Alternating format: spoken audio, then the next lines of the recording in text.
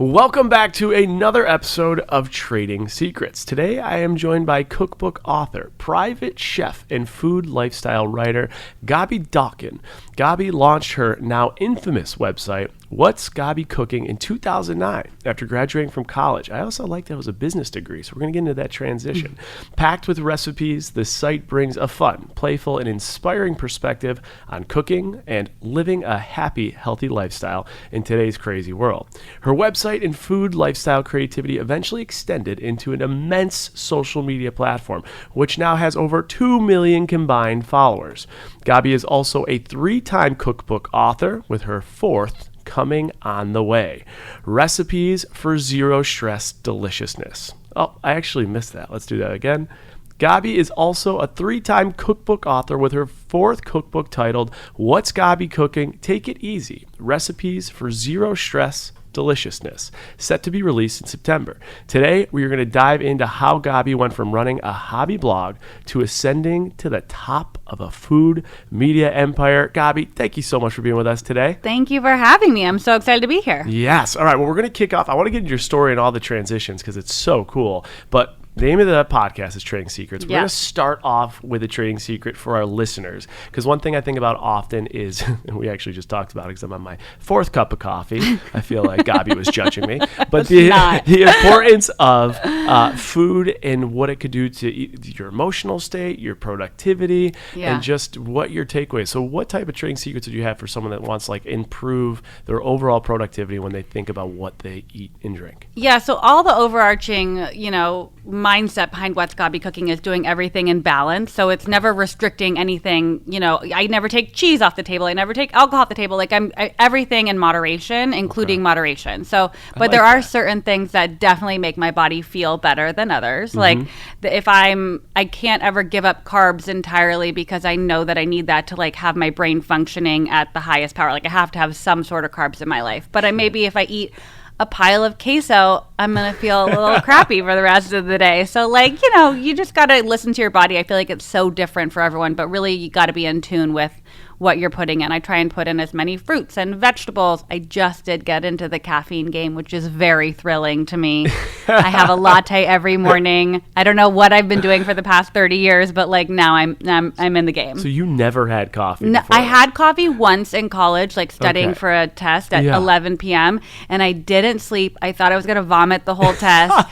So I never had it again, and it was like a mocha with a double shot of chocolate. It was delicious. Oh my God. And then something happened. I had a baby, and now I'm ready to go. I don't know how you do it. I'm 4 deep, and I'm still okay, wake up. You feel very balanced, very right vibrant. Now. Okay, 4 good. coffees, I'd be literally on the floor under this table. Oh well, we were just partying hard. We were at Wells and Sarah's wedding out in Slovang. That's how you pronounce it. Solvang, and it was just beautiful. So we're back at it. We're here Monday. I want to get into your career track though, because you have a business degree and you graduate in business and marketing, but then you decide that you want to become a chef. What was that transition like, and how hard was it to make the transition? So prior to going into business, I was pre-med, which is just so wild, because I was I don't know what the fuck I was thinking. Can we cuss? My dad was a doctor, so I just thought it was the right thing to do. When I graduated high school, I got my first C at OChem, and I was like, gotta go, bye. This isn't for me. Switched to business, graduated college, got a job in fashion, PR, and marketing for the first 6 months out of college, and truly hated it. Was what am I doing? I didn't enjoy the company I was working for. I didn't love my bosses. I wasn't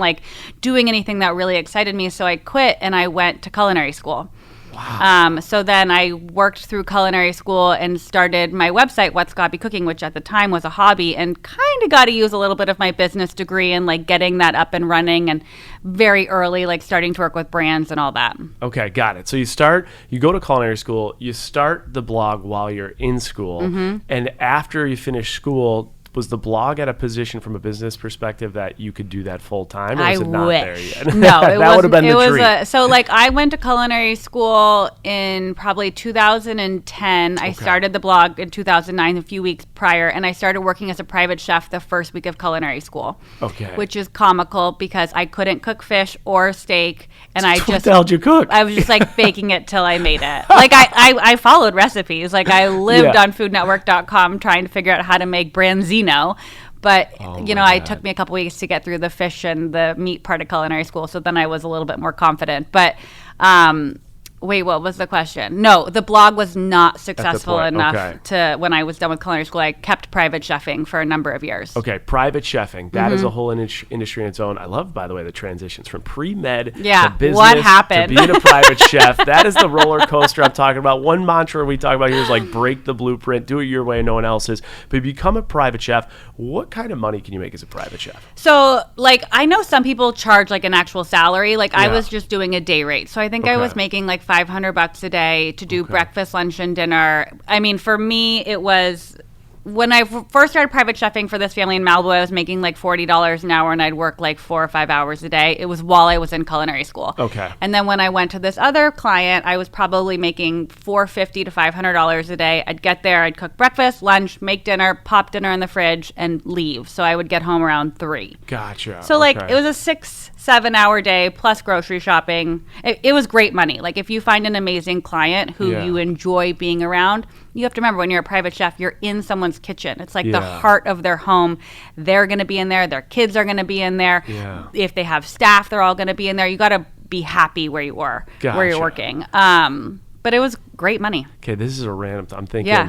those people, the people at that level that are hiring a private chef like Mm-hmm. that. Like, what is the process for them to find a private chef? Like, is there a LinkedIn jobs for Yeah. private chefs? Like, where do you go to Great get placed? question. Okay, so there's a company that so the client I'm talking about is Jessica Simpson. That's who I worked with. That was as your my client? second client. Yeah. Wow. Love her Not a and big her deal. entire family. It was That's really so cool. fun. But there's a company called the Help Company. Okay. And they place like they do domestic placement. So private chefs, nannies, personal assistants, all that kind of stuff. Okay. And Claudia, the owner, and I had somehow met each other. I don't remember how. Okay. And she called me one day and she's like, I'm looking for someone to be a private chef, but they don't want a restaurant chef. They want someone who's going to like seamlessly fit into their friend group and who's going to be like a light in their kitchen and just a joy. So it's really like hardcore matchmaking. Yeah, Because some people interesting. that's not what they want. They want someone who's going to wear a chef coat, not make any noise, make an incredible 5-star meal, and then like clean up everything very quietly so they tiptoe out can't. of Yeah, it. exactly. Got That's it. not me. Yeah. Like I showed up in I can feel that Lululemons and a already. t-shirt. I made incredible food, but like that's not my vibe. Got So it. when Claudia from the Help Company was trying to place this person for Jess, she was like, I actually think you'd be perfect for this. Like they want someone that's going to be a friend. And I was like, I was 23, 24 at the time. I was like, cool. Let's And it's Jessica Simpson. yeah, Like, that had to be exactly. so Like I cool. grew up watching the Newlyweds. Yeah. When you're in a position like that, do you have to like sign like an NDA? Because Yeah. you probably hear a lot of things Yeah, I going did on. sign an NDA, Yeah. but it was like I actually don't think I signed it till like a year into my job, and they're like, "Oh shit, we never got whatever." I love her. I have nothing Yeah. bad to say. She's Yeah, an yeah, yeah. incredible human. I love her entire family and team, but yes, you do normally sign an NDA. Yeah, interesting. Okay, so when you're a private chef and you're working with a big celebrity, did you ever think like, is there a longevity in being a private chef for the entire career, or is it in that world? Is it more like respectful to like try and go to like a big restaurant, be a head chef? Like, what's the career track? I there? think when if you don't want to be in a restaurant, Yeah. like listen, when you're in a restaurant, you're working 3 p.m., 2 p.m. till like 2 a.m. Like it's a while. crazy. Yeah. Like, and I'm in bed by 9:30. Like I love sleeping. That's not, and I don't like drink enough or whatever. So I think it just really depends on your goals. For me, if I was going to stay in the private chef world, I think the goal is to find a family you love being with and grow with them until, their needs change. And then you go find another family that you also, love to be with. Back then, I was married without kids, so it was a lot easier for me to hop and travel with them sure. or anything like that. Now that you have a kid, you're like, I wouldn't ever be able, like I very rarely private chef anymore, but I couldn't work with someone who, is like, come to the Hamptons for 2 weeks and Sure. let's go on a boat. Like that would never work for my lifestyle. Wouldn't work. Okay, and now I'm Yeah. curious, a head chef, like what, like at a good restaurant, not like the best Oh, top God. star Michelin restaurant. What does that head chef make around? I have no idea. If you had to guess, what would you put it at? I mean, I have no clue. A head chef, I would say at least six figures, like Yeah, I would think 150, so. 175. That sounds right. That would be my gut, but I truly have no idea. I've never looked into it. There you go. Stay tuned for the recap. We're going to do a deep dive on what head chefs are making. Maybe we'll call a few and get some numbers. So what was the transition out of, at what point did you say, I no longer need to work for you, Jessica. My blog's blowing up. So when What's Gaby Cooking started making as much money as I was making Private Chef, not maybe as much, but almost as much. And I'm a big saver. Like I babysat in college. I saved all that money. I'm not a big spender. So I kept putting money away. And when What's Gaby Cooking was doing a little bit of ad revenue, a little bit of brand partnership deals, I was like, if I'm going to make a go of this, I might as well. I'm 25. Like, let's try it now. Yeah, like I'm young. I can always go back to private chefing. I can always go back to the business world. It doesn't matter. Like, let's just make a jump. And I tried it, and I never looked back. Interesting. Okay, 2009, 2022, people will be listening to this podcast trying to figure out maybe what side hustle they could do. Maybe they could start a blog. Would you recommend starting a blog in 2022? So here's the thing. I would. I think social media is like, if you start an Instagram or a TikTok, you like kind of sort of own your platform. But what happens if Instagram shits the bed and goes away? You lose that whole following. No ownership of it. Yeah, like you don't have their emails. You don't have, you're not on their favorites of their website. So like I think having something that you own is really important. So what'sgabycooking.com I own everyone's. I have access to everyone's email addresses that come there, so I can let them know what I'm doing or where to come. So I think the social media is important, and you absolutely have to crush it there. But I think it's nice to have a website that's like a land. Like I look at What's Gaby Cooking as the hub for all my content. My recipes are there. My books are there, my book tour, like anything you need, you could get there, but like you don't go there every day. You go to Instagram, you go to TikTok, you go to a podcast, wherever you go. But the website is what I can control entirely. So that's like the epicenter of what everything that you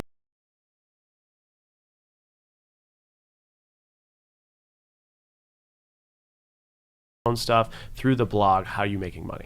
Yeah, so a number of different ways. One, like the easiest one that I think everyone knows about is just ads. Like there's just, I have an ad network that puts ads on my websites or on my website, and we have as many or as little as we want. We do sponsored content. So that's when a brand like Tillamook comes to me and wants to create like 10 recipes, and I make those recipes using their product. We get probably, I turn down 90% of the offers that come my way. Do you really? Yeah, because they're not all good products. Like I would never, no amount of money is worth to me, like, no offense to anyone who loves vegan cheese, but like I would never work with a vegan cheese company, no matter how much money they had, because you won't eat it yourself. I wouldn't, and like that's not my brand. Like I would much rather stay true to myself than and turn down that gig. Interesting. So we do 90% though. That's a lot. It's a lot, That's but it's also just like I don't have time to do it all. I try and do like fewer bigger partnerships these days. So they're like 6 months to 12 months long. Like we've been really changing the way we do things at What's Gaby Cooking in the last year, and like trying to be a little bit, bigger picture thinkers. Interesting, because we've had a lot of like different influencers and people in all different industries come and talk about the whole sponsored post discussion.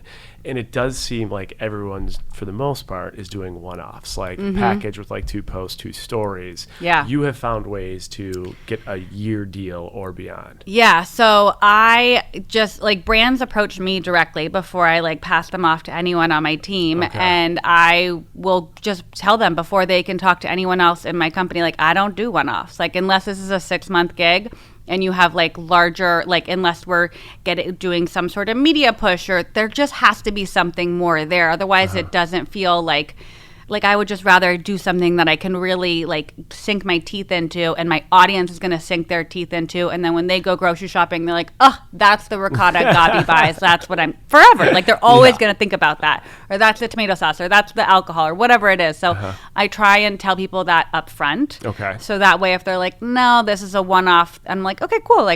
I'm not your girl for this, but come back to us when the time is right. That's pretty cool. I respect you for that. I probably need to do a little bit more of that, but you know what? It's scary as shit, but it's also usually they come if they really want you. Yeah. They'll come back. Well, it's longevity. 2009 this started. 2022. Yeah. You're rolling full speed ahead. So obviously that's working. Yeah. When you look at the sponsorships and the posts, which area are you able to make the most money per rate? Is it Instagram, TikTok? Is it your blog? Like, which one of those can you charge the most? Right now, it's definitely Instagram.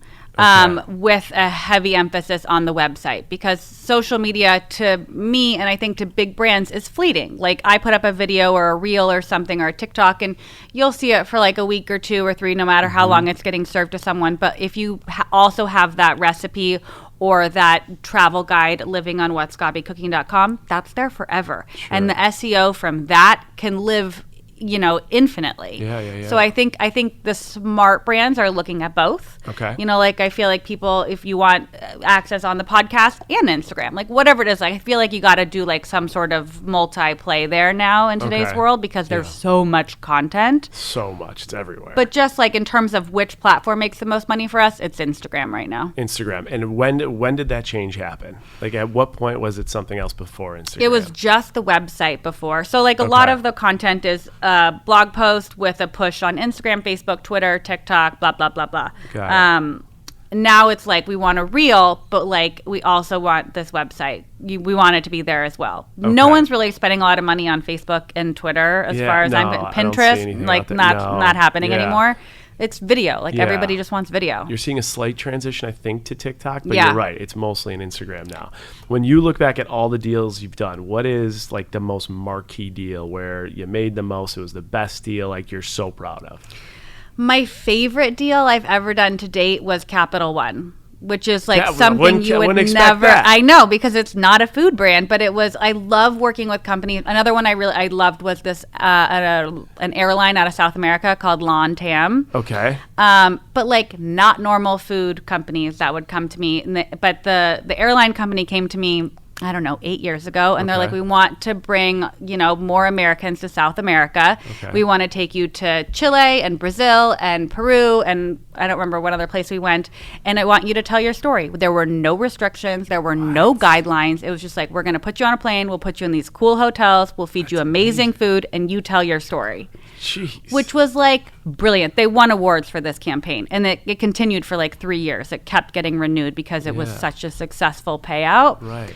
And Capital One is like kind of similar. They want to tell the story of how you can use your Capital One card, but by just regular people. So like, how am I using my card? Am I going on a date with my husband? And am I taking my daughter on like a cool family vacation? Like, how do we tell those stories? You're using your credit card no matter where you go. So like, what are those stories we can tell in there? Capital One, I wouldn't have expected that from you. They're amazing. I was expecting it's an some incredible kind of food team. brand, but that's really interesting. All right, now let's go transition a little bit into the cookbook deal. So you're on your 4th book. You've had 3 books. Did you? I just wrote a book, so I've been very open about the book, the sales, all the advance, all the workings of the whole process. Yes. Did you have an agency reach out to you? Did you self-publish? Did you get an advance? What did that So this is a funny story. My first book came out in 2013. Okay. And it's a little book called Absolutely Avocados. It's more of a gifty book than my subsequent 3. Yep. And I wanted this one agent, and her name was Janice. And I emailed her, and I was like, "Hi, Janice. My name's Gaby. I'm dying to work with you." And she literally was like, "Nah, girl, you're not ready for me." And I was like, I was so offended. Challenge accepted. Rude. Yeah, literally. So I was like, okay, cool. Like, and I just kind of put it in the back of my head. And I got another agent at this culinary conference who helped me get this first book deal. Okay. And the book deal came about very coincidentally. We were sitting at dinner with a group of bloggers in New York. Yeah. This was back when like people would go to blogging conferences 100 years ago. Things have changed. And things have really changed. They don't even exist anymore. And I was sitting next to an editor, and I was like, "So who are you working on now? Like, are you going to go after Pioneer Woman or any of these big food bloggers?" He's like, "Well, I'm actually trying to figure out how to publish people like you." And I was like me? I had 5,000 followers on Twitter. Like, I was like little peanuts. What year was this? 2012, maybe 2011. Okay. I was a little baby blogger. Okay. And he was like, "What would you write a cookbook on?" And at the time, I was known on Twitter as the girl who loved avocados. And I was just very jokingly like, obviously, I'd write a cookbook on avocados. And he called me a week later. He's like, "Do you have an agent?" And I was like, nah, not yet, but I'm talking to someone. He's like, well, we want to buy your avocado book. And I was like, what? Were you actually talking to someone, or were you just? Yeah, I had so kind of had this relationship, but I had no idea how to put together 75 avocado recipes. Like that was it just came out of my mouth. I didn't really think about it. I do that a lot. I just like say things and then I think about it later. So anyways, we did the first book. It sold fine. Like I think I've made I got an advance, which I spent every dollar of on to the make the book. How much was the advance? I think it was like $40K. Okay. And I've spent literally $25 on the photography and food styling. I work with my two best friends, Matt and Adam, who do all of my creatives. Gotcha. And then I hired a PR agency, which ate up the rest. Yeah. So I literally made no money, and I think my checks from that have been like $7. Okay, so nothing. I never made any money off of that. Question on the PR front. So I had a PR group I worked with. And they were like the New York business PR group. You gotta use them, and they charged. It was $7K a month they charged. Yeah. And I was like, you know what? This is a book. It's a once in a lifetime thing. Let's give it a go. And I only did a 2-month deal with them. So wow, that's amazing. Yeah, because everyone usually says 6 months, a year. It's bullshit. I go, I'll do 2 months just to see. Like, you got to earn this. I'm not gonna just throw it out. Yeah. And they were really nice people, but they just weren't able to do much for me. Do you look back on like the PR spend and think it's worth it or not? Yeah, so every one I've done has been like $6K a month for 6 months. So that's $36,000 usually. Yeah. That's a lot of fucking money. Hell yeah, it is. I thought it was really worth it the first 2 books I did. Because they got me on the Today Show. They got me on Kelly and Ryan. However, I will you're obviously very charismatic. I think you could do the same thing. I haven't hired PR for my last 2 books because I can do it. Yeah. I know the producers you could reach of the out Today to them, Show. Right? Yep. I follow them all on Instagram. I can DM them when I want. Or I can slide into someone's DMs and be like, hey, would you ever have me on the talk or whatever it is. Like, I feel like things are changing and I'm very good at asking for what I want. So for me, that $36K I'd rather spend on, I don't know what, anything. Yeah, It's a lot of money. No disrespect to PR people. Yeah. I think book PR is the hardest PR to do. Like, I think restaurant PR, 100% pay for that. Yeah. But like, book is tough. Yep, I agree. But I think that a big takeaway for anyone listening to this is if there is someone or something you want to do, more often than not, people are like, oh, you need to know someone or do this. You can backdoor this stuff on LinkedIn. You can go look casting directors, producers, whatever your industry is, find these people and be able to get in touch with them. That's what they're doing. Yeah. Like, that's what I was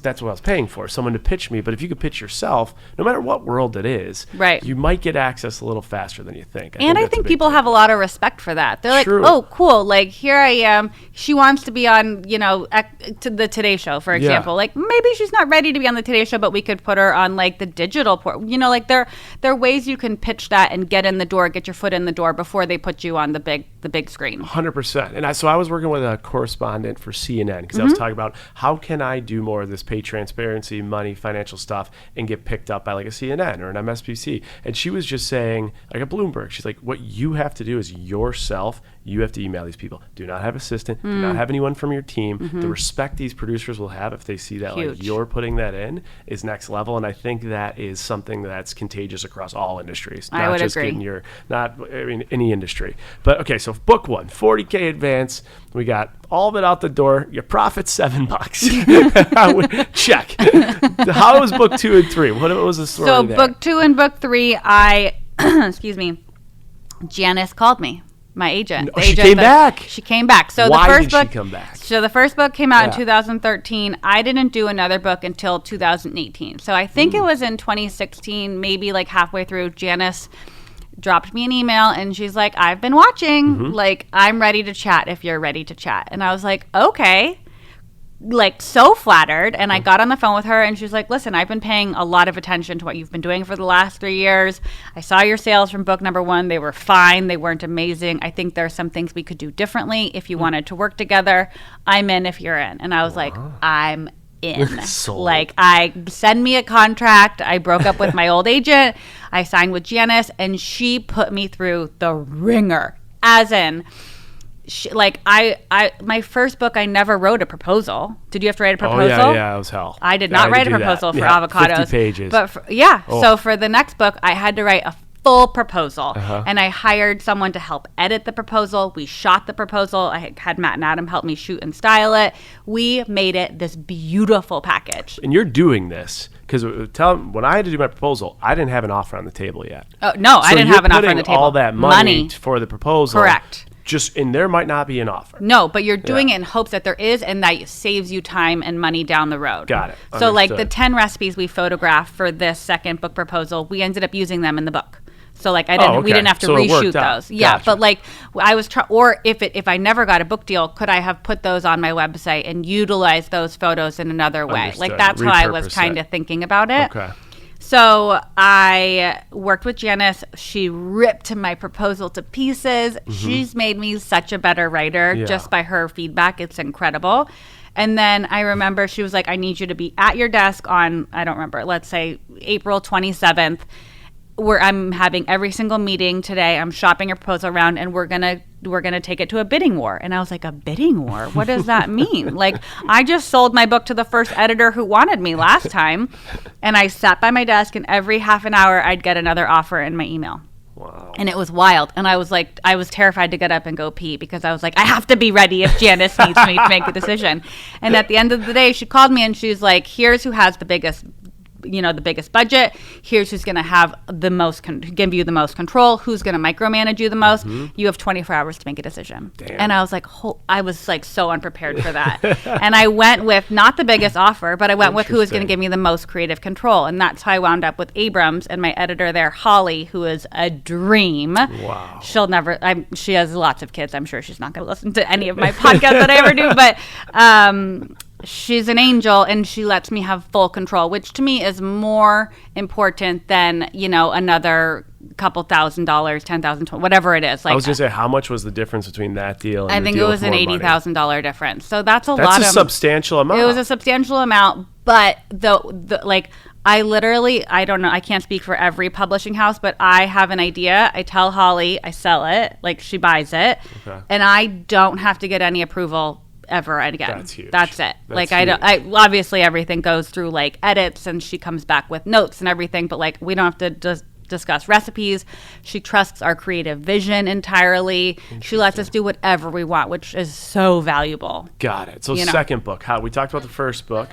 Okay, so book one, we heard the story there. The $7, the 40K. Yeah. How did book two look from a profitability standpoint? So book two I actually made some money off of it. So for me, books are a marketing tool. Like I would rather put most of the money into hiring like a ghostwriter, for lack of a better term, to edit all of my head notes, to make sure I sound smart and I'm not repetitive, and to pay for Matt, pay for Adam, and pay for a prop stylist. So like I sink a lot of money into my books. Like each book, 2, 3, and 4 has cost over $100,000 just to make. Just to make. Yeah, that I'm paying for. Wow. So, and then, you go on book tour, and sometimes your publisher pays for that, sometimes you're paying for that. So you're making some money at the end of the day, but you're not making millions of dollars. Right. That's not the cookbook world. At least I'm not Ina. Maybe one day I can aspire to be Ina and making those kinds of dollars on a book, but like that's not it right now. Okay, understood. And we know the first book's about avocados. Second book, quick summary, what's it about? So the second book's called What's Gaby Cooking? Everyday California Food, and it was just like a celebration of like colorful, flavorful California style food. The third book was called What's Gaby Cooking? Eat What You Want. Wow, I really had to think about that. That was a long pause. And it was kind of my way. There, I get so many messages all the time. Are like, how do you eat pasta and you're not 700 pounds? Or do you cut cheese out? Like, do you just eat cheese on Insta Live and you don't eat cheese the rest of the week? And I'm like, no, like I eat whatever I want. I just listen to my body, which we kind of talked about at the top of the episode.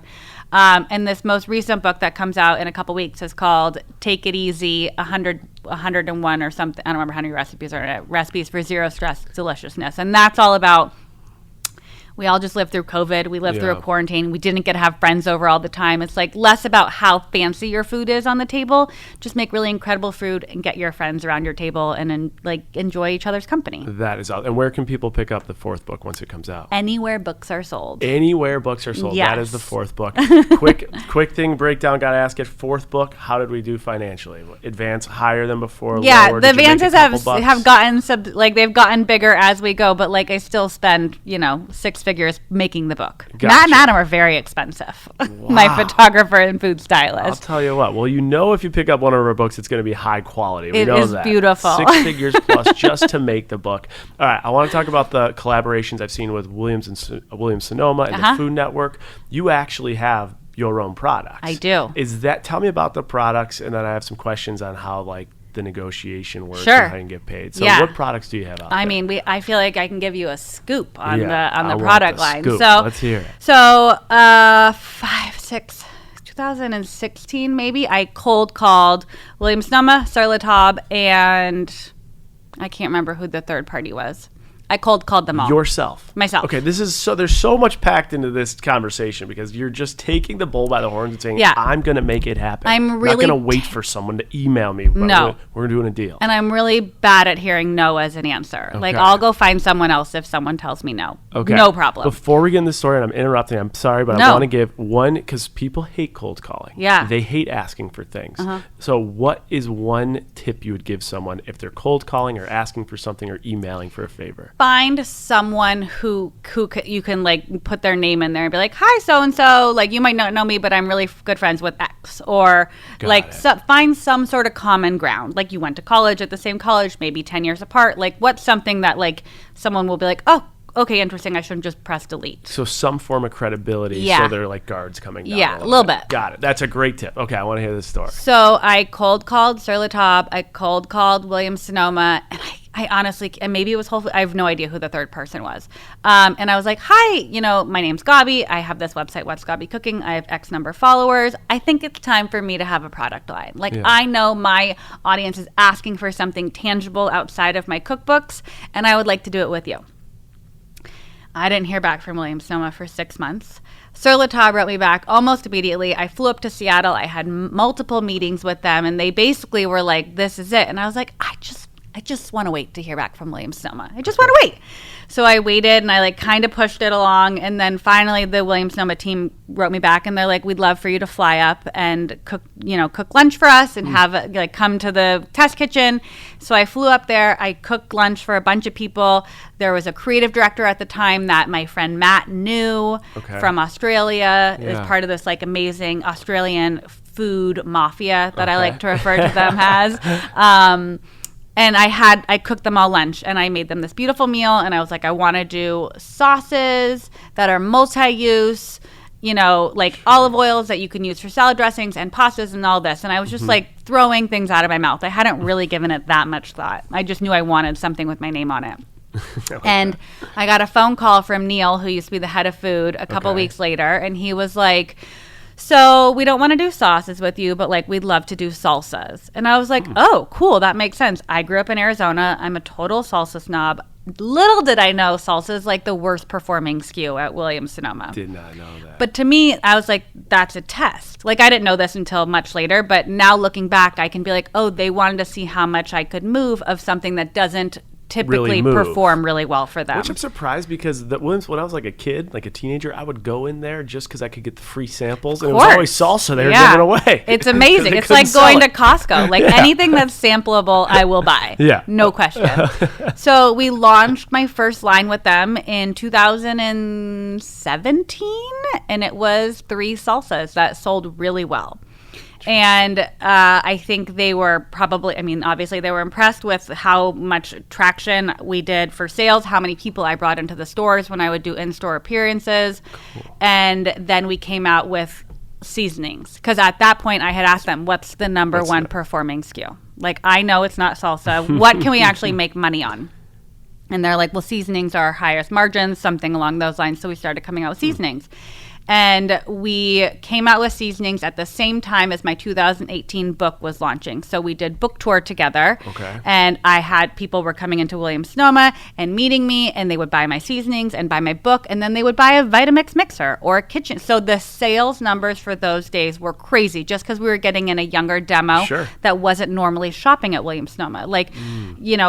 In my mind, the Williams-Sonoma demo is 45 plus. It's not kids in their 20s and early 30s. So I was bringing in a new demo, which I think was very exciting for them. And we continued to we just launched new products year after year after year, into now, but now I'm bringing them all in house. You are okay. Yeah. I've never told anyone. It's not even real. Here we go. They're coming in out. It's not live yet, but I'm bringing them in house. I want to have full control over the whole operation, soup to nuts. Is that the saying? Soup to nuts. That's it. You nailed it. Williams-Sonoma, you're fired. Yeah, okay. no, I love them much. I know. But and they probably did so much for you as you did for them. They taught me so much, and the people there are good friends of mine. But like, it's just time for me to own it. Okay, there's a few things I got to ask before we transition to you owning it. The salsas. How much do they sell for? What do you get paid on a deal like that? So licensing deals are typically anywhere from like 4 to 7%. I think my deal originally was 5%, and it was 6% after a couple years. Okay, so you'll get 5 to 6% of and the gross think sales? They retail. Great question. I don't know the answer to that. Okay. My husband would know. Yeah. They retailed for $10. For $10. Yeah. Okay. And then the seasonings, it is a similar Same thing. structure. Same structure. Yeah. And so you had the salsas, the seasonings. Did you develop any other products? We had cocktail mixes, seasonings, olive oils, salsas, multi-use sauces. We finally got to do them. That's so it pretty was cool. like tomato, butternut squash, all those different like pasta sauces you could use on pasta, pizza, chicken, blah, blah, blah. We had a couple perishables like brownies you could buy that would be made in a third-party facility, and then you get fresh brownies delivered to your house. We had like over 35 products with them. Damn. Yeah. So how profitable was it? Like, is that like 100,000s of millions, a couple tens of thousands? I mean, yeah, we're making them millions. Yeah. We're getting 4%, damn it. Yeah, but like, no, it's not. I make more money doing other things. Yeah, because I mean, you think about the 4%, you would have to do some serious volume. Yeah, if you're paid on the gross. Correct. Right. So, all right, we'll break a little bit more into that of the recap. So stay tuned for that. Then you're deciding to go on your own. When has this news been broken? No. Okay. No, you're kind of the first person does outside of my family. No. Yes, they know? They know. I told them. We're just focusing more on bringing things in house. Like if I'm going to grow What's Gaby Cooking and to be the media brand that I want it to be, that has product extensions, I have to own it. Sure. Like I have to own everything. So it was a really hard decision, but it was something that we thought about for a very long time and finally made the decision a couple months ago. That's a big undertaking though, right? Yeah, you have it's the wild. cost of the product, the manufacturing, the packaging, that's terrifying. all under you now, It's right? terrifying. Yeah, but it's very exciting because it's something I can speak to. I know the lingo now. Sure. I know about commands. I know about 3PLs. I know all that kind of stuff. So like, let's see if we can do it on our own. And then we have full creative control over what it looks like, what kind of packaging it's in. Like we do D2C on my website, so we can like really monitor I have a lot more insight into that, which I'm looking forward to gaining control of. Got it. Love it. There are a lot of acronyms there. Some of our listeners will know what those are. Some 3PL, won't. 3PL is the third party logistics. Yeah. And co-man is who actually makes the product. So it's the person who's like blending all my seasonings, putting them into the right container, and then shipping them to the 3PL so they can ship them out. Perfect. Yeah. We have a guy that does the recap with me. He's the voice of the viewer. He's got a lot of skill sets. His business acumen is not one of them. Okay. So he'll ask me the wait. business for dummies. So he'll be like, his head's going to explode in this section. Great. And he'll break it down. Okay, Jason, slow it down. What does D2C mean? So we're going to get there. Did you have to raise money to like do this on your own? We're going to fund that. We're going to fund Okay. that internally. So no. Got it. So you'll own 100% of it. Correct. Love it. Yeah. And what's going to be the first SKU or product? Or is We're that going to TBD? we'll bring our seasonings in house first. So that'll Okay. we'll do the first probably 6, the best sellers that everyone loves, and then I envision having drops. So like one seasoning that Williams-Sonoma discontinued a long time ago was the Gimme Chimmy, but everybody loved it. It just didn't sell bonkers. So like we'll do a limited run of that so people can re-up, save it, put it in the freezer, keep it forever, and then we'll just kind of do it like that. Okay, and will you use any form of like influencer marketing or anything else, or are you going to just drive it yourself? I think we'll just drive it ourselves to start because we have an audience and Yep. then I have no cost per acquisition. Sure. If we need to do influencer marketing down the road, for sure. Like I know it works. Like Yeah. I can see my sales for other companies. So Yeah. like I think that's a definite option. We just So don't have cool. that cash yet. I love it. It's going to come. That is awesome. That is so cool you bring it in-house. The last question I have on this whole topic was when you did, we talked about the cold calling, but when you said that like you cold called Williams-Sonoma, I'm just like, I'm sure people are like, what? Like, where do you find a number to call or email? So I think it was an email actually for that one. But today, like you said, LinkedIn is amazing. Yeah, like it's we're looking for an ops incredible. person right now. I spend so much time on LinkedIn. It's incredible. And you can find anything. You can go to the company, you can look at their employees, you can look at their different like divisions of where they're working and find them. Request to connect with them. Send them a DM. Like anyone who's in the corporate world is checking their LinkedIn on the daily basis. Like you and I check Instagram DMs. Sure. They're checking their LinkedIn DMs. There you go. And now you know Gaby's looking for an operations manager. Yeah. So if you're looking for a job out there, shoot her a message. Maybe something will come from this. It actually, I was just reminded me, we had Jill Zarin on from the Real Housewives, and I was just at one of her non-for-profits, and she saw me, and she goes, the first thing I was like, hi, how are you, Jill? She didn't even say hello. She goes, you're not going to fucking believe it. In her like Long Island, New York accent. I was like, well, it's good to see you. And she tells me, she goes, you're a fucking podcast. The head of TJ Maxx calls me and they want my rugs in their stores. No. I couldn't believe it. She couldn't believe That's it. So amazing. you never know who's listening. You never. Maybe your next operations also manager's watching, like you have to, it's so wild how small of a world it is. Crazy. And Yeah. like we can all be connected so quickly, even if it's a quick cold call or cold email, which I think is just so cool. Yeah. All right. Well, that is so impressive. One thing I want to ask too is we're going back to basics. If someone is cooking for a business partner, cooking for a relationship, cooking for their mom or dad, what would you say is like the easiest recipe, but is still like you're actually like doing something that's impressive? So the recipe that I've heard from my audience that's garnered the most proposals and like secured a boyfriend or two, stuff like that. And you impressed your husband's business partners who came over, your wife's business partners, whatever, is the chicken Parmesan meatballs on my website. Okay. So imagine chicken Parmesan, which is like a chicken cutlet that's pounded, breaded,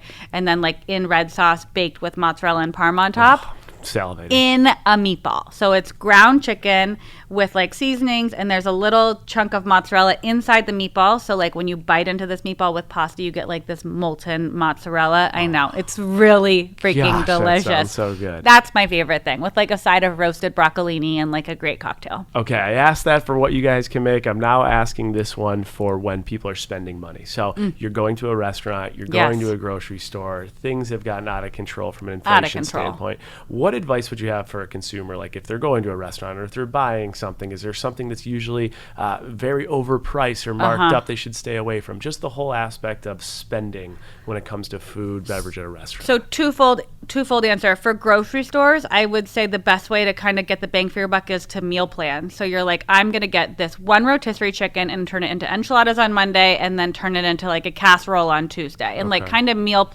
plan your week out so you don't have to buy like a head of cilantro and only use half of it. Like really think about how you can make all your produce and your protein and everything last. For a restaurant, I mean, fish and meat are so expensive right now. Like I was at a restaurant this weekend and Branzino was $44. I was like, that's absurd. Like that's wild. And food is what we spend our money on. Like I don't care about my car. Like I want to spend my money on, I don't care about clothes. Like I want to spend my money on what I'm eating. Yeah. But even that, it's a lot. So for me, it's like when I'm going out, I will order an incredible pasta or like some really fun vegetables that I'm not going to make at home because it takes too much time to prep them or something like that. But if you want to like splurge and get of course, steak and fish are the best, and then you don't have to do the cleanup. But you're going to spend $44 on a Branzino at home, so you can spend it at a restaurant and not have to deal with the cleanup or any of it. Super marked up. Yeah. All right. The last one I got is someone does want to spend, they want to splurge. Top 3 restaurants you would recommend. In Los Angeles? Let's just do your top 3 restaurants. Okay, my top 3 restaurant that I'm splurging on. Yeah, you're splurging. Because if we're not splurging, we're going to Don Antonio's on Pico here in LA. Okay, there you go. There's that one. But if we're splurging, my favorite is Don Angie's in New York City. Have you ever been there? Never. I'm going to add it to my list. I'm going to New York in 2 days. Yeah, go there. Don Angie's. Don Angie's. It's incredible. They have pinwheel lasagna. It's life-altering. And great brunellos. I'm literally drooling during this conversation over here. Zahav in Philadelphia Philadelphia. Okay. Incredible. call out. Yes, incredible Israeli food. It's one of my favorite restaurants love that. ever. Love that. And somewhere to splurge in LA. I mean, I love. Oh, I went to this place called Misami. It's a French restaurant in like Hollywood proper. Yeah. Excellent. There you go. Yeah, Okay, like they have a seafood tower. It's very aggressive. Ooh, okay. It's a show. It's Go a show. Go with a group. Go with a group. Put on the show. Get your Instagram tags out there. And the last one I have to ask, because I know the Curious Canadian Voice viewer will want me asking a chef like yourself, favorite fast food joint? In-N-Out. No brainer. No. I mean, that was second very- run-up was a quesadilla from Taco Bell. Okay, no, I agree with that. The chicken quesadilla is unbelievable. It's exceptional with the salsa in the packets. Oh, So God, good. there you go. Even a chef can take down a chicken quesadilla from Taco Bell. All right, well, we got into all your businesses, your story. It's been so from pre-med to where you are today. What a wild journey. Yeah. You got to leave us with a trading secret, though. So it's something about financial management, career management, life management. You can't learn in a textbook. You can't learn in a classroom. That they can only hear from Gaby. I mean, I think one of the threads that's been through my life is just not taking no for an answer. Like, they don't teach you in business school that if well, I mean, maybe they do. I never went to actual business school. But if someone says no, go find someone who's going to say yes. I still ask my dad sometimes to pay for my flights home. Like, I can afford it. But, like, if he wants to pay for it, cool. Like, what's the harm in asking? Like, you always have to ask for what you want. And if you want something that badly, you'll find someone who can do it for you. I love it. As a guy with an overpriced MBA, I could tell you don't have a class on how to not accept no for an answer. So that's the takeaway today. Gaby, where can everyone find everything you have going on? Everything's on what'sgabycooking.com or What's Gaby Cooking on Instagram. Beautiful. Well, congratulations on everything, and thank you for coming on Trading Secrets. Thank you for having me.